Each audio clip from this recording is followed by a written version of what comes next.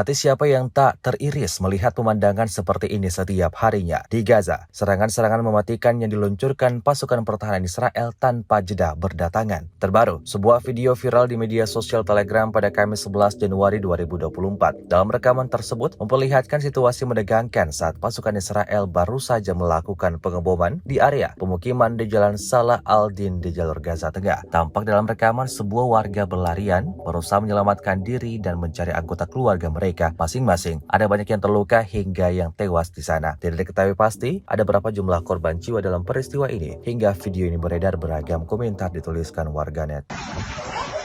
Ya Allah, ya Allah.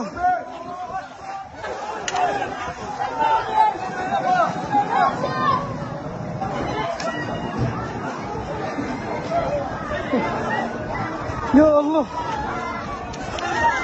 Ya. Salam. Sayang.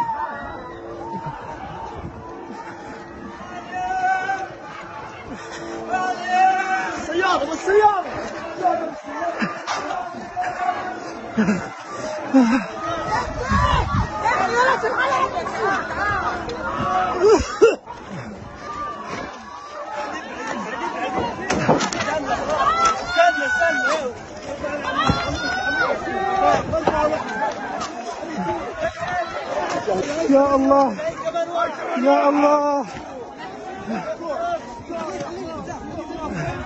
ya Allah.